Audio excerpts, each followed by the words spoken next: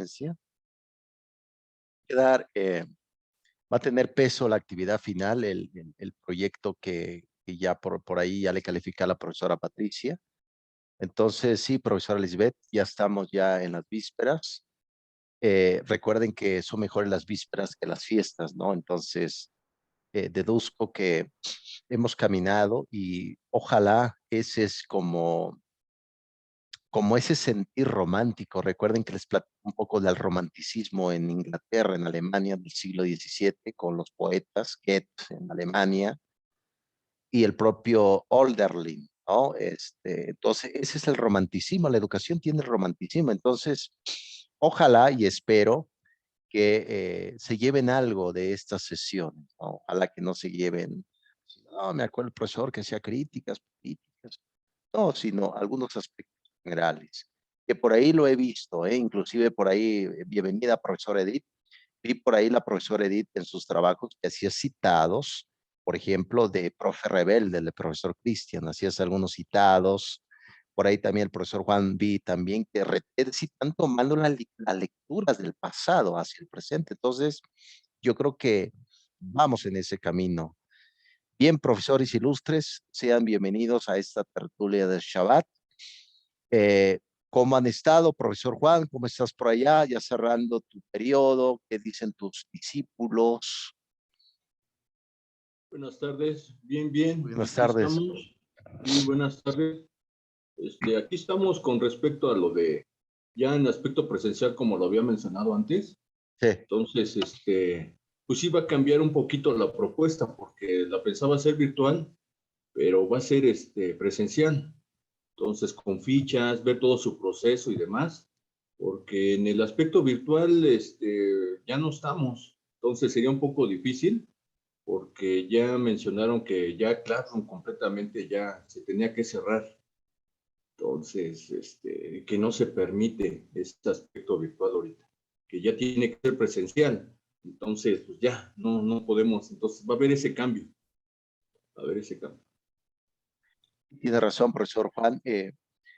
Hacemos deducciones, sin duda. Y fíjate, profesor Juan, que me recuerdas a una de las obras de Homero, este poeta del siglo VIII griego, antes de Cristo, en donde la Ilíada de la Odisea, donde narran este viaje de Odiseo, ¿no? En estas tormentas.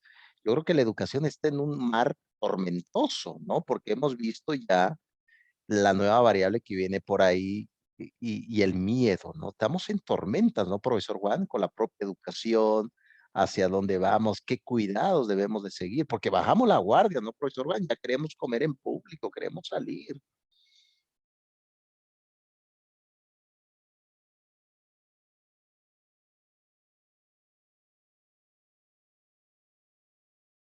Bien, profesor Juan, yo creo que se quedó, sí, sin duda, profesor Juan, bienvenido, bienvenido nuevamente.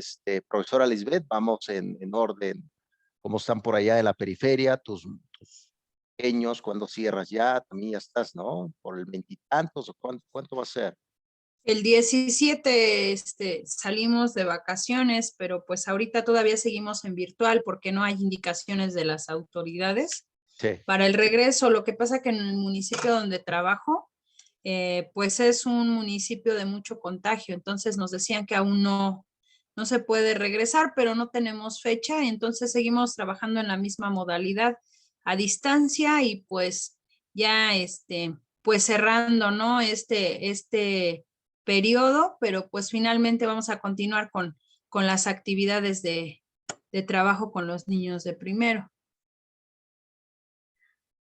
en efecto, profesora Lisbeth, ya ves que comentamos la vez pasada, una de las preocupaciones, inclusive cuando fue a dar este discurso la Secretaría de Educación, una de las preocupaciones de la Cámara Baja, la Cámara de Diputados, la Cámara Alta, era precisamente cuáles son las consecuencias educativas, emocionales de los niños, de los jóvenes, de los docentes, ahora en este tiempo, a raíz de este confinamiento, ¿no? Entonces, hace falta un diagnóstico, Lisbeth, ¿no lo crees? Para saber cómo estamos, cuál es nuestro aspecto emocional, nuestros aspectos de ideas para abordar el ámbito educativo, ¿no? Fíjate nada más, profesora Lisbeth, uno de mis sobrinos por parte de mi esposa regresó ya acaba de regresar al aula que nunca lo conoció. Es de primer ingreso, está en kinder, entonces, pero los niños, inclusive mi cuñada me dijo, es que se aburre en el aula porque está sentado nada más, en vez de estar interactuando con los demás, ¿no? Primer día fue aburrido, aspectos así, y está sentado, cosa que no es lo natural para un niño. Entonces, esos grandes desafíos son como discusiones a voces, ¿no, profesora Lisbeth? Hace falta un buen diagnóstico. Digan, esa es la problemática, estas son las acciones que vamos a llevar a cabo, ¿no, profesora Lisbeth? Sí, precisamente en cuanto a ese aspecto de la interacción que usted menciona, el día jueves hice una actividad en equipos, hice salas en Zoom para trabajar una actividad que se llama El Cajero. Es una estrategia didáctica que se propone en unos ficheros didácticos del Plan 1993 que aún están vigentes, que se siguen utilizando porque los libros de texto, los libros para el maestro de matemáticas aún los mencionan. Entonces, bueno, ahí esos materiales tienen bastantes actividades muy buenas y que, bueno, viene el propósito, la intención didáctica, los materiales, la descripción, o sea, está todo. Ya nada más, ahorita en educación virtual, por ejemplo, yo lo que hago es los adapto. Trabajamos el cajero en salas y sí hubo una situación con un alumnito que yo entré a la sala y lo veo con sus otros 3 compañeritos y estaba como molesto. Entonces le digo, ¿qué tienes, hijo? Nada, maestra. Bueno, no me quiso decir, les dije, ya, a ver, vamos a tirar, precisamente me quedé ahí para observar los tiros y la dinámica y ya terminamos. Le mandé mensaje a su mamá y me dice, es que él quería tirar primero, él quería hacer todo primero, maestra, por eso se puso a llorar. Dice, y como hicieron turnos, pues la verdad es lo que le causó conflicto. Entonces, es lo que le mencionaba la señora. Pues sí, es que definitivamente la interacción no se está dando con los niños, aunque estemos aquí en virtual. Cuando nosotros trabajamos en equipos va a ser ese conflicto, ¿no? Ahorita no se pueden arrebatar el material, pero si aún así antes de la pandemia surgían este tipo de problemáticas de que colocabas el material en medio y todos lo agarraban, ¿no? No esperaban a las indicaciones, yo quiero participar, es que mi compañero me ve mal, etcétera. Entonces digo, voy a seguir realizando este tipo de actividades en equipo para que por lo menos los alumnos se conozcan. Yo les decía, si ya terminaron, platiquen, ¿cómo se llaman? ¿Qué te gusta hacer? ¿Qué juegos te gustan? ¿Qué juguetes tienes? Porque de alguna manera eso les va a ayudar a que se conozcan y cuando lleguemos al aula, pues no se vean como extraños, porque considero que sí, va a ser muy difícil que, ay, sí, tú eres mi compañerito tal, pero a veces aunque estemos así en plenaria, algunos, los que están con el celular, no ven a los demás, solo me ven a mí. Y lo he notado por las fotos que me mandan de los trabajos, solo estoy yo, no conocen a los demás, tal vez escuchan. Entonces, sí, con referencia a lo que usted menciona, pues sí hay que hacer un diagnóstico, pero también considero que pues ni modo, tengo que trabajar de esta forma, ir implementando actividades como si fuera presencial para que tanto les ayude a ellos como a mí a minorizar esta problemática de la interacción, porque como son pequeños y están en la etapa de que pues son solo ellos, quieren quitar, quieren arrebatar. Entonces, tal vez esto me pueda ayudar un poquito a manejar las emociones, a manejar este aspecto de la interacción, del respeto de turnos, porque pues como usted menciona, no lo han hecho los niños, no han llegado a un aula, entonces ahorita es un reto, pero pues dije, ni modo, me va a costar trabajo, tal vez tenga conflictos ahorita en la organización, pero pues lo vamos implementando poco a poco. Totalmente, profesora Lisbeth. Fíjate que me hace recordar a un filósofo francés, educador también, llamado Jean-Paul Sartre. Jean-Paul Sartre tiene obras, una de ellas El ser y la nada, y también otra que se llama A puerta cerrada, donde dice que mi demonio es el otro. Jean-Paul Sartre, su argumento es que siempre, su argumento para Sartre es que dice que todos nos odiamos mutuamente. Ese es el argumento de Sartre. Pero vean, el aula de clase se convierte en rivalidad impresionante. Queremos cooperar precisamente ya en nuestra materia ahorita que vamos a iniciar competencias educativas. El éxito es colaboración, ¿no? Que todos estemos juntos en ese camino para resolver. Vean, por ejemplo, ¿no, profesor Edith? Un grupo de vecinos que se une, hoy hay que arreglar, porque al final de cuentas el cuidado del mundo, de la geografía, del entorno educativo, nos debe de interesar a todo mundo, ¿no? Yo creo que tienes toda la razón, profesora Lisbeth. A veces un docente debe de adaptar lo que se tiene a esos espacios de la cultura digital, adaptar lo que se tiene a las necesidades, ¿no? Excelente apostillado, profesora Lisbeth. Muy bien, ya vamos a iniciar con competencias educativas. Profesora Patricia, ¿cómo estás por allá? Veo que, pues, ¿cómo estás? ¿Cómo está tu familia? Muy bien, doctor. Todos bien por acá, gracias a Dios. Sí, excelente, profesora. Ya estamos en las vísperas, profesora Patricia, de nuestra materia, al final ya de competencias educativas. Ya por Dios que se acabe. Ya la verdad, y ahora sí ya me quiero ir de vacaciones y así ya le quiero parar.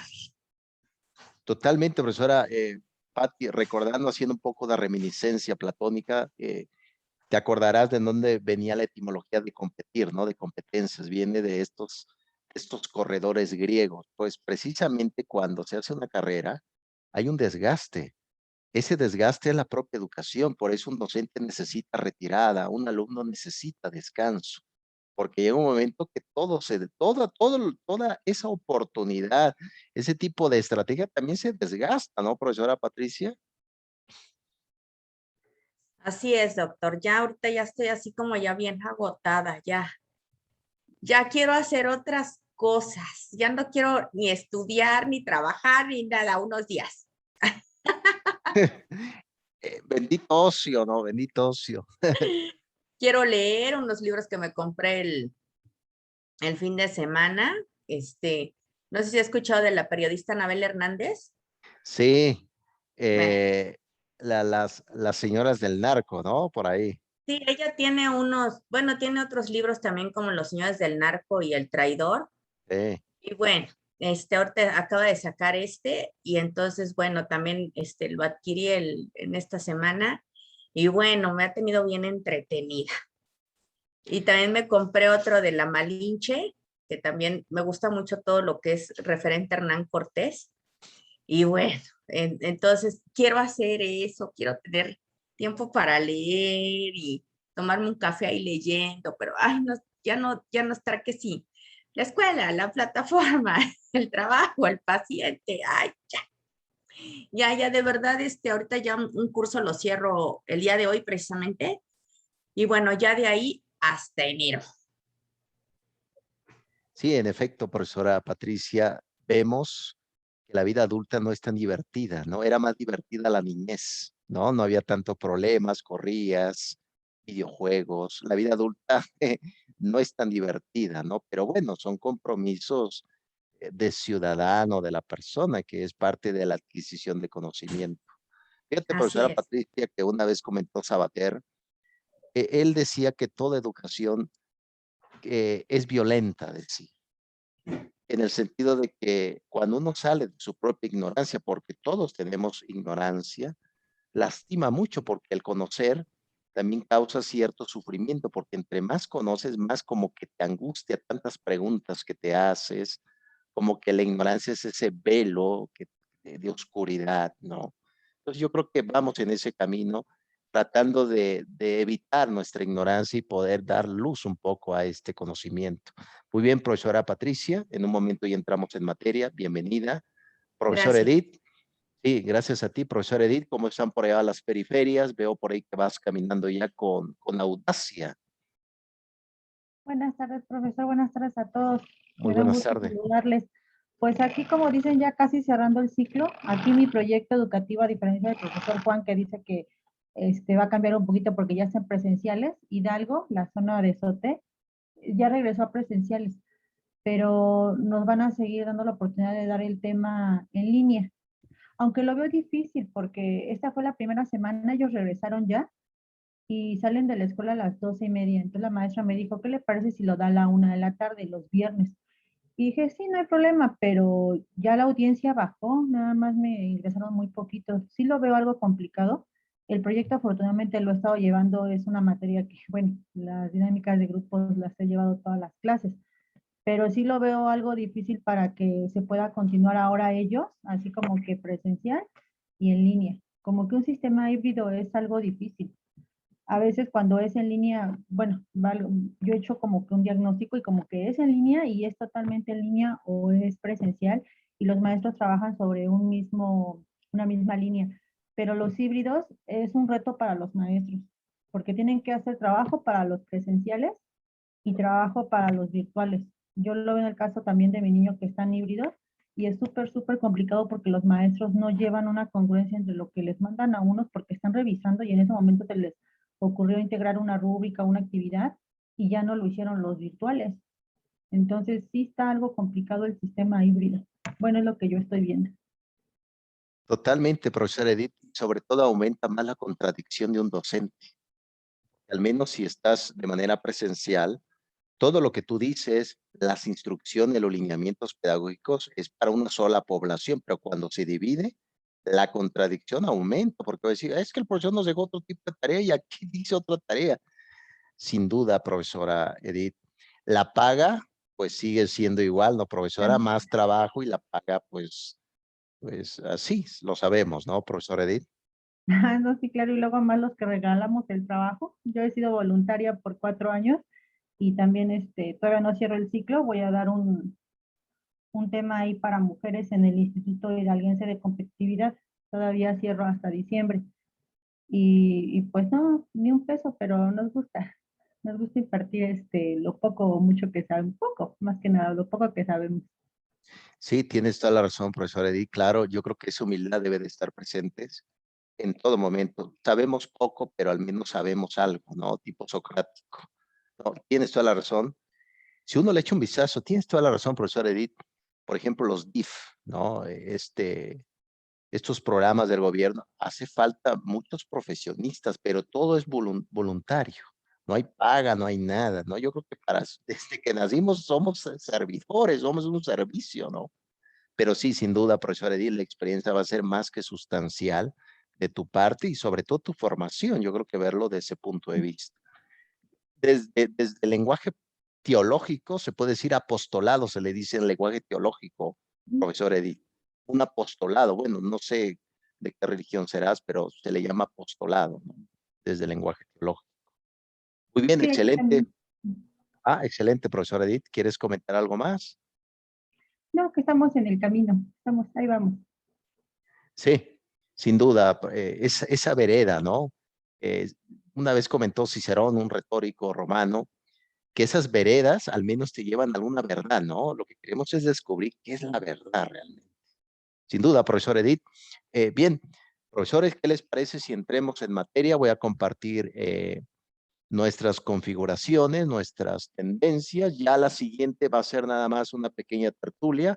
Hoy le voy a preguntar a la profesora Patricia sobre su proyecto, cuáles son los lineamientos, cuáles son las carencias y cuál es la tentativa. De hecho, hace un gran debate, déjenme decirles, porque cuando veamos ya la materia de proyectos, claro, no me quiero meter tanto porque es harina de otro costal, pero cuando veamos esa actividad, vamos a ver unos casos que menciona el profesor sobre, por ejemplo, de unos mineros en Chile, ¿no? Al rescate que hubo ahí en el 2011 de 33 mineros. Vamos a ver, porque fue un proyecto, ¿no? De rescate. Vamos a ver, va a ser interesantísimo, ¿no? Pero inclusive lo que sí podemos estar de acuerdo es que el desgaste también trae en las sombras aspectos negativos. Hay que tener cuidado con el desgaste, profesor. Ya Bauman, echen un vistazo. Educación líquida de Sigmund Bauman. Habla del desgaste docente. Aún lo ha dicho la profesora Edith, lo han comentado. Tengo que dar clases en línea, aparte presencial, entonces estoy haciendo un poco de circo. Cuando puedan, lean un poco a Bauman, habla de la liquidez educativa, se darán cuenta también de lo que estamos hablando. Bauman habla sobre el mundo virtual, ¿no? ¿Se acuerdan que les habíamos platicado un poco del lenguaje tabernácula, ¿no? El lenguaje tabernáculo, la lectura tabernáculo. Es decir, eso lo comenta Díaz Barriga. Es decir, los jóvenes leen otra cosa distinta a lo que el docente les deje en el aula, ¿no? Entonces aquí viene esta disyuntiva, qué se está revisando y qué cosas se está llevando a cabo. Muy bien, vamos ya con las configuraciones finales, profesores, de esta corriente que surgió en los años 60 dentro del mundo de la medicina, llamada la educación basada en problemas. Y ustedes a lo mejor van a decir, bueno, profesor, yo tengo problemas y más problemas. ¿De qué se trata? Pues al final de cuentas, usted le echan un vistazo, y lo he mencionado aquí, un poco a José Ortega y Gasset, el filósofo español, llegó a comentar, la vida es un problema. Si usted le echan un vistazo al libro del propio Miguel de Unamuno y Hugo, el otro filósofo español, en su libro Amor y Pedagogía, se darán cuenta que al final de cuentas la vida se trata de ir solucionando como se pueda algunos dilemas de la vida, problemas familiares, problemas de calle, problemas escolares. Sin duda son estrategias necesarias dentro de las competencias educativas. Muy bien, vamos ya con las configuraciones finales. Cualquier comentario, profesores, con gusto estamos aquí para ir dialogando. ¿Cierto? ¿Qué tal el frío? Está durísimo. Yo me siento como un esquimal. Está durísimo el frío, profesores. Adelante, profesora Patricia. Sí, sí, está terrible, doctor. La verdad es que ayer estuvimos a 3 grados, entonces sí, realmente se siente el frío. Oiga, doctor, va a ser examen esta semana, quiero suponer, Sí, ¿sí? sí, sí, en Y, efecto. y otra cosa, sí lo va a basar igual en las diapositivas. Sí, a lo mejor venga por ahí, profesora Patricia, algún comentario generalizado, personal, pero sí, todo en la diapositiva, ¿no? Muchas gracias. Sí. Bien, profesores, retomamos ya las configuraciones finales. Recuerden esto, como vimos con Julio Pimienta, lo vimos ya con la propia profesora Díaz Barriga, Frida. Hemos visto también algunas connotaciones de las competencias que el docente también debe y debería organizar bien el aula a través de actividades dinámicas, actividades que tengan dinámicas de reflexión. ¿Se acuerdan que les platiqué un poco de los cuentos filosóficos, ¿no? El propio Mateo Lindman fue uno de los creadores de la filosofía en el aula. Mateo Lindman, si le echan un vistazo a Mateo Lindman, tiene cuentos filosóficos. Ese tipo de historias, ese tipo de reflexión puede ayudar para llevar ese tipo de literatura al aula de clases. Y aquí las autoras que habíamos revisado anteriormente, la española y la vasca, mencionan del protagonismo. Cuando uno es protagonista, la voz no queda silenciada. La voz se expresa y sobre todo se toma en cuenta del protagonismo, sobre todo en las actividades y en la participación dentro del aula de clase. El aula de clase es una cosmología, es un cosmos, un orden, como ahí viene el concepto etimológico de cosmos, el orden de las actividades. Recuerden esto, profesores. Ahorita vamos a ver alguna metodología de cómo llevar a cabo una educación basada en problema. Ahorita lo vamos a ver la metodología desde llevar el texto, decirle, a ver, organicen este texto y ahora quiero que den su punto de vista. Interesante, yo creo, y a lo mejor diga, bueno, profesor, pero pues no lo vamos a ocupar o sí lo voy a ocupar. Puede ser en toda la periferia, ¿no? Entonces, a eso nos referimos con el protagonismo, como si fuera precisamente un actor de teatro, etcétera, ¿no? Pero bueno, el docente es un protagonista, sin duda, pero no hay que perder de vista esa figura de ese alumno que requiere, sobre todo, necesita ser educado, ¿no? Muy bien, prosigo, profesores ilustres, ánimo, ya estamos en las penúltimas, profesora Patricia, ya estamos en las penúltimas. Creo que por ahí la profesora Edith ya no está, ¿no, profesores? Ok, muy bien. Sale pues, ahorita a ver si... Bien, esa es la primera tesis, protagonismo, no se les olvide, profesores, protagonistas. Oh, qué importante, por ejemplo, cuando vas a la que profesor Juan, ¿cómo está? Me reconoció mi alumno. Eso es protagonismo. Eso es protagonismo y también cuando ves al alumno, ¿cómo estás, Pepito? ¿Cómo te ha ido? Estoy bien, profesor. A eso nos referimos con el protagonismo. Muy bien, prosigo. Aquí las autoras revisan nuevamente, recuerden, yo les había comentado del tiempo educativo. La clase pasada les hablé del tiempo educativo. que a veces no es el mismo tiempo social. Por tal motivo, algunas teorías, algunas concepciones del concepto. Hoy vamos a ver, por ejemplo, a grandes rasgos a Johann Pestalozzi, de cómo enseña Gertrudis a sus hijos. Eso es un libro de Pestalozzi, el suizo. Vamos a ver un poco también la concepción de Froebel y etcétera, ¿no? De los kindergarten. Pero precisamente aquí, en esta Julia, sobre esta concepción de lo que deberíamos de lograr. Recuerden, el aprendizaje puede que seamos o estemos propensos a un aprendizaje, una herencia genética, como decía Piaget, pero sin duda la mayoría de las conceptos que tenemos lo hemos adquirido socialmente a través de los sentidos. ¿Se acuerdan de la emprella, de la experiencia? Por lo tanto, aquí viene esto y usted dirá, bueno, profesor, esto me suena a los 4 pilares de la UNESCO, esto me suena a la educación encierra un tesoro. En efecto, Delors, que fue administrador, no fue educador, pero nos dejó esta herencia del pasado. Y sin duda, eh, cuando tratamos de hacer cosas, no es tan fácil, profesores, ¿no? Cuando tratamos de hacer cosas, por ejemplo, una planeación didáctica, un alumno que tiene que hacer sus actividades en el aula y demás, no es tan fácil precisamente.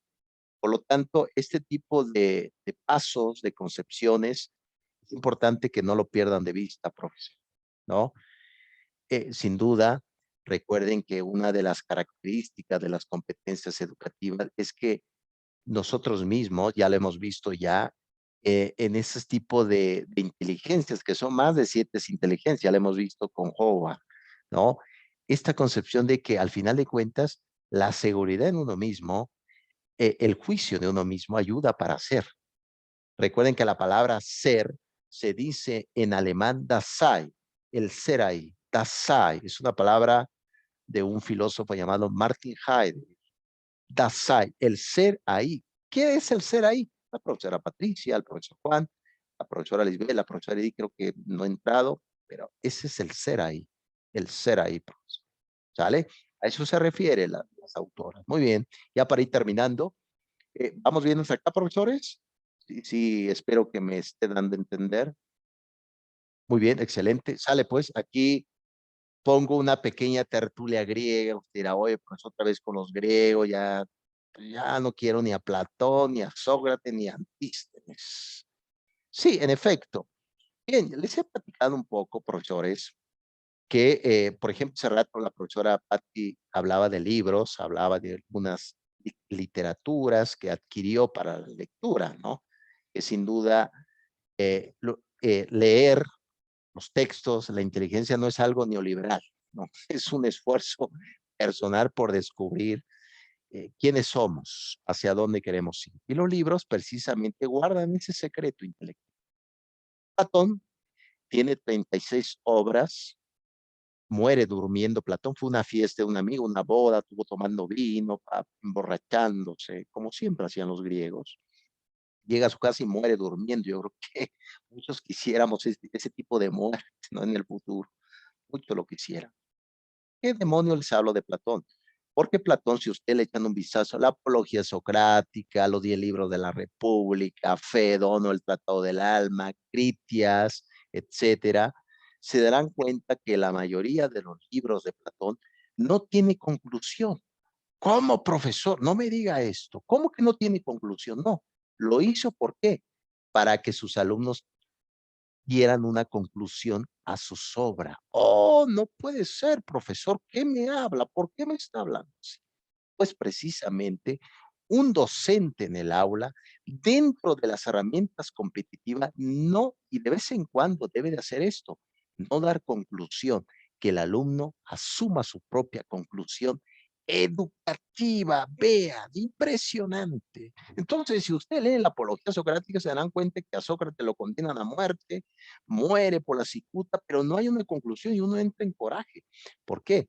Porque al final de cuentas es responsabilidad de uno mismo generar sus propias deducciones interpretativas. ¿Se acuerdan que les mencioné las dos connotaciones, exégesis y hermenéutica? el arte de la interpretación. Decía Nietzsche, no existe hechos, sino interpretaciones. Eso es lo que llegó a comentar el filósofo Nietzsche.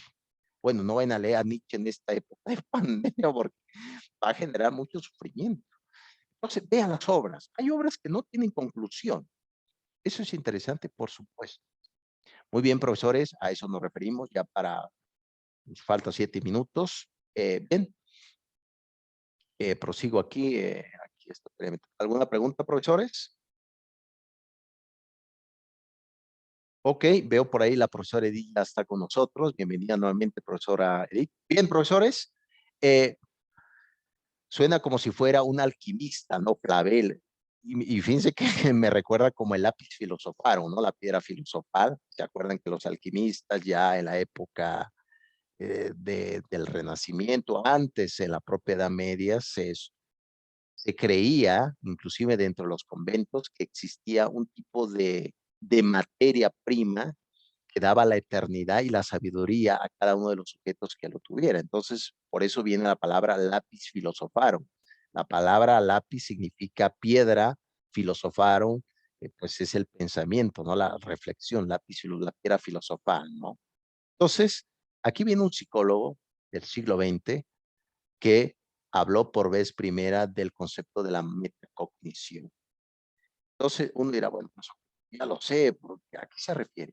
Pues precisamente esa connotación de la metacognición, de viene la palabra metafísica, más allá de la física, se refiere precisamente que al final de cuentas, el control, la autoridad, la decisión pertenece a uno mismo, ¿no?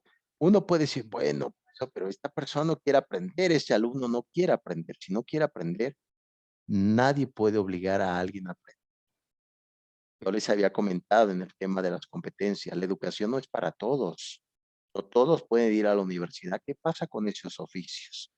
¿Qué pasa con esas actividades? ¿No? Entonces, no se les olvide a Flavel esta concepción precisamente de, al final de cuentas, nosotros somos nuestros propios jueces educativos de esta tendencia del aprendizaje. Bien, profesores, prosigo. ¿Alguna pregunta por acá? Ilustres profesores. Salud, profesora Lisbeth, por ahí. La alergia está durísima por el frío. Bien, bien. Aquí viene un pequeño ejemplo, ilustres profesores, de cómo llevar a cabo el aprendizaje basado en problemas. Llegas a tu aula de clase, llega la profesora, X profesora, le dice, ¿cómo están chicos? Haces el encuadre, ¿cómo están? Bienvenidos, etcétera. ¿Cómo les fue? Oye, ¿qué tal del cometa? Que va a pasar un cometa en el de 12 a 14 ahora en este mes aquí en México. ¿Lo van a ver? No, profesor, ¿cómo es posible? Empiezas a platicar un poco y después precisamente eh, ya después de esta bienvenida, viene precisamente los objetivos. Bueno, en esta actividad, jóvenes, vamos a hacer un análisis, van a generar ciertas reflexiones, ciertas connotaciones, ciertas discrepancias y sobre todo va a generar un juicio, ¿no? Siempre es importante decirle cuál será el objetivo de las actividades. Con base a eso, hay una partida, hay un movimiento, hay una tendencia hacia una acción pedagógica. Eso precisamente está como nos narran estas dos profesores. Prosigo, jóvenes, ilustres profesores. Después de este objetivo, ya viene precisamente el desarrollo. Aquí ya se presenta el problema. Pueden llevar textos relacionados con su materia, dificultades generalizadas. Claro está, ese problema lo puede inventar el profesor, una invención. Estas autoras mencionan de un aspecto hipotético realista, así se le llama, hipótesis realista. Ejemplo, pueden cambiar los nombres, como hace, por ejemplo, el profesor que vamos a revisar en proyectos educativos, la gerencia de proyectos. Él hace este tipo de metodología, pone análisis, pero cambia los nombres, ¿no? Precisamente aquí ya en el desarrollo, primero está la bienvenida, etcétera, luego viene el objetivo y luego viene el desarrollo y ahí viene el problema. ¿Lo puedes presentar en qué? En una hoja, lo puedes hacer de forma individual, en efecto, lo puedes hacer en parejas, y digan, a ver, chicos, chicas, revisen por favor este texto que le traigo, pueden hacer sus rayados, pueden sacar algunas palabras significativas, etcétera, ¿no? O pueden hacer su aparato crítico. De hecho, en el lenguaje filosófico, las letras que vienen hasta abajo de cada argumentación se le llama aparato crítico en filosofía. Hagan su aparato crítico, hagan anotaciones, ¿no? Por ejemplo, hay personas que, por ejemplo, mi esposa hace mucho aparato crítico. Por ejemplo, ¿ella qué hace? Pues toma un libro y hace sus anotaciones pues, al lado del libro, ¿no? Cada quien su metodología y eso ayuda muchísimo porque uno dice, Dios mío, puse un papel aquí, ya se cayó el papel. Y aquí tenía una idea fundamental y ahora pues para andarlo buscando y demás. Una vez ya presentado esa temática, tiene ya la otra tendencia, dice las autoras, muy bien, ahora una vez presentado todo eso, vamos a la identificación. Identificar, ¿no? Es decir, la identificación, ¿qué es? Ese análisis de ese problema. Recuerden, un problema se debe de dividir. Eso no lo digo yo, lo dice René Descartes en su discurso sobre el método. Un problema para llegar a una solución educativa debe de dividirse, debe pues, en pedazos, ¿no? Entonces, a eso se refiere precisamente esta identificación. A ver, chicos, vamos ahora a que revisaron todo el texto, les pido por favor identificar cuál es la dificultad de este texto. ¿Qué se pide? ¿Cuáles son los personajes? ¿Qué se quiere llegar a cabo? Y una vez que ya se tenga detectado, viene la tercera fase, búsqueda de información para resolver esa dificultad específica. Ilustres profesores. ¿Qué les parece, profesores, que tomemos un pequeño recesito? Profesor Edith, profesora Lisbeth, profesor Juan, profesora Patricia, y nos vemos en unos 4 minutos. Retomamos esto, no se preocupen, vamos a retomarlo. Bien, ahorita nos vemos, profesores.